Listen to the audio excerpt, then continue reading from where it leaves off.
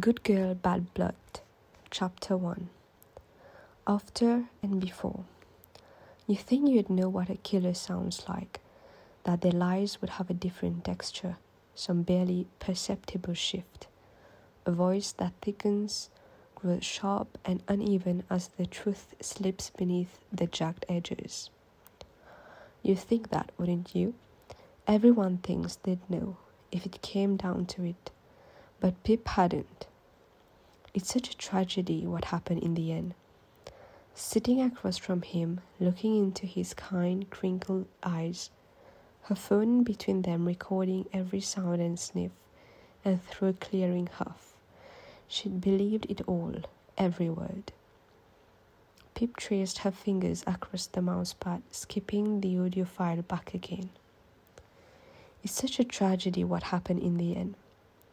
Elliot Ward's voice rang out from the speakers once more, filling her darkened room, filling her head. Stop, click, repeat. It's such a tragedy what happened in the end. She'd listened to it maybe 100 times, maybe even 1,000, and there was nothing, no giveaway, no change as he slipped between lies and half-truths. The man she'd once looked to as an almost father, but then Pip had lied too, hadn't she? And she could tell herself she'd done it to protect the people she loved, but wasn't that the exact same reason Elliot gave? Pip ignored that voice in her head. The truth wears out, most of it, and that's the thing she clung to. She kept going on to the other part that made her hair stand on end.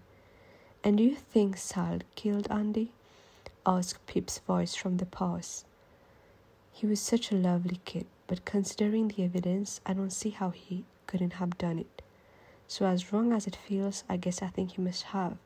There's no other explanation. Pip's door pushed inward with a slap. What are you doing? Interrupted a voice from right now, one that lifted with a smirk because he knew damn well what she was doing.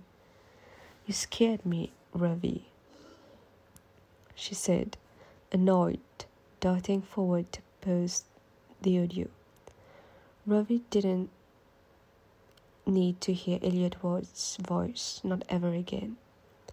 You're sitting here in the dark listening to that, but I'm the scary one? Ravi said, flicking on the light switch, the yellow glow reflecting off the dark hair swept across his forehead. He pulled that face, the one that always got her, and Pip smiled because it was impossible not to. She wheeled back from her desk. How did you get in anyway? Your parents and Josh were on their way out with a very impressive-looking lemon tart. Oh, yes, she said. They're on neighborly welcome duties. A young couple have just moved into the Chen's house down the street. Mum did the deal, the Greens or maybe the Browns, can't remember. It was strange thinking of another family living in that house, new lives reshaping to fill its old spaces. Pip's friend Zach Chen had always lived there, 4 doors down, ever since Pip had moved here, age 5. It wasn't a real goodbye. She still saw Zach at school every day, but his parents had decided they could no longer live in this town. Not after all that trouble. Pip was certain they considered her a large part of all that trouble. Dinner's 7:30, by the way, Ravi said, his voice suddenly skipping clumsily over the words. Pip looked at him. He was wearing his nicest shirt tucked in at the front and with his new shoes. She could smell aftershave too as he stepped towards her, but he stopped short, didn't kiss her on the forehead nor run a hair through her hair. Instead, he went to sit on her bed, fiddling with his hands. Meaning you're almost 2 hours early, Pip smiled. Yeah, he coughed. Why was he being awkward? It was Valentine's Day, their first since knowing each other, and Ravi had booked them a table at the Siren, out of town. Pip's best friend Kara was convinced Ravi was going to ask Pip to be his girlfriend tonight. She said she'd put money on it. The thought made something in Pip's stomach swelled, spilling its heat up into her chest. But it might not be that. Valentine's Day was also Sal's birthday. Ravi's older brother would have turned 24 today if he'd made it past 18. How far have you got? Ravi asked, nodding at her laptop, the audio editing software Audacity filling her screen with spiky blue lines. The whole story was there, contained within those blue lines. From the start of her project to the very end, every lie, every secret, even some of her own. It's done, Pip said, dropping her eyes to the new USB microphone plugged into her computer. I've finished 6 episodes. I had to use a noise reduction effect on some of the phone interviews for quality, but it's done. And in a green plastic file beside the microphone were the release forms she'd sent out to everyone, signed and returned, granting her permission to publish their interviews in a podcast. Even Elliot Ward had signed one from his prison cell. 2 people had refused: Stanley Forbes from the town newspaper and, of course, Max Hastings. But Pip didn't need their voices to tell the story. She'd fill in the gaps with her production log entries, now recorded as monologues. You've finished already? Ravi said, though he couldn't really be surprised. He knew her maybe better than anyone else. It had been just a couple of weeks since she'd stood up in the school hall and told everyone what really happened. But the media still weren't telling the story right. Even now they clung to their own ankles because they were cleaner and neater. Yet the Andy Bell case had been anything but neat. If you want something done right, you have to do it yourself, Pip said, her glaze climbing the spiking audio clips. Right then, she couldn't decide whether this felt like something beginning or something ending, but she knew which she wanted it to be. So what's next? Asked Ravi. I export the episode files, upload them to SoundCloud on schedule once a week, and then copy the RSS feed to podcast directories like iTunes and Stitcher. But I'm not quite finished, she said. I need to record the intro over this theme song I found on Audio Jungle, but to record an intro, you need a title. Ah, Ravi said, stretching back. We are still titleless, are we, Lady Fitz-Amobi? We are, she said. I've narrowed it down to 3 options. Hit me, he said. No, you'll be mean about them. No, I won't, he said, earnestly, with the smallest of smiles. Okay. She looked down at her notes. Option A is an examination into a miscarriage of justice. Wow, Ravi, I can see you laughing. That was a yawn, I swear. Well, you won't like option B either, because that's a study into a closed case, the Andy Bell. Ravi, stop. Well, I'm sorry, I can't help it, he said, laughing until his eyes lined with tears. It's just all of your many qualities, Pip. There's one thing you lack. Lack? She spun her chair to face him. I lack something? Yeah, he said, meeting her attempt at stony eyes. Pizzazz. You're almost entirely pizzazzless, Pip. I'm not pizzazzless. You need to draw people in, intrigue them, have a word like kill or dead in there. But that's sensationalism, and that's exactly what you want for people to actually listen, he said. But all of my options are accurate and boring.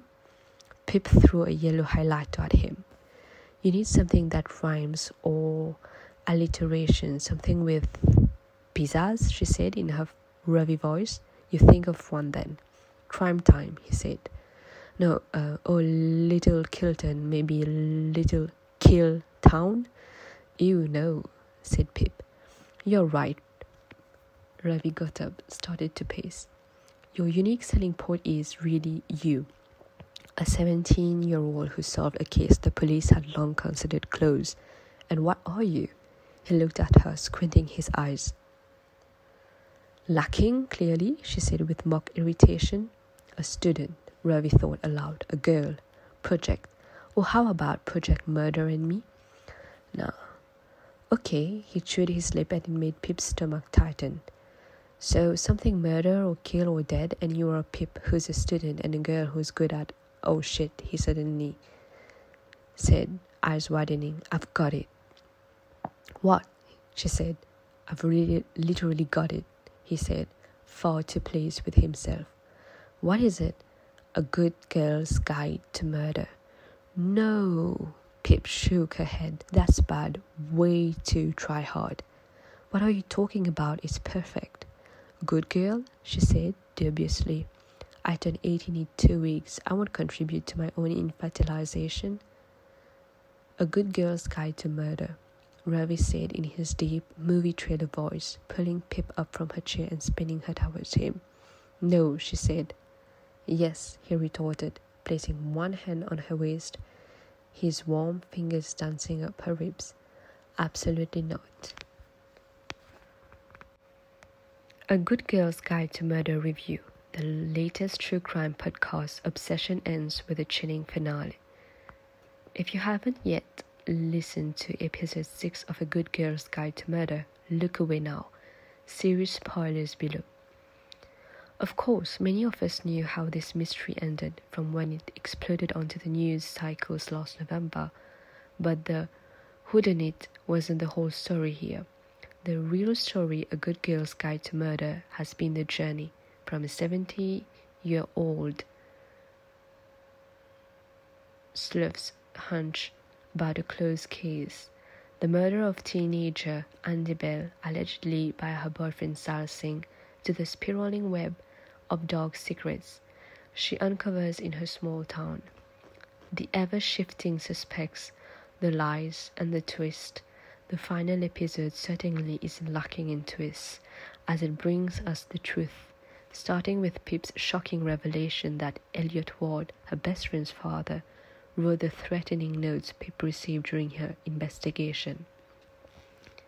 Irrefutable proof of his involvement and truly a loss of innocence murmured for Pip. She and Ravi Singh, Sal's younger brother and co-detective on this case, believed that Andy Bell might still be alive and Elliot had been keeping her the whole time. Pip confronted Elliot Ward alone, recounting Ward's words. The whole story unravels. An illicit relationship between student and teacher, allegedly initiated by Andy. If true, Pip theorizes, I think Andy wanted an escape from Little Kilton, particularly from her father who allegedly, according to source, was controlling and emotionally abusive. Perhaps Andy believed Mr. Ward could get her a place at Oxford, like Sal, so she could get far away from home. The night of her disappearance, Andy went to Elliot Ward's house. An argument ensued. Andy tripped, hitting her head against his desk, but as Ward rushed to get a first aid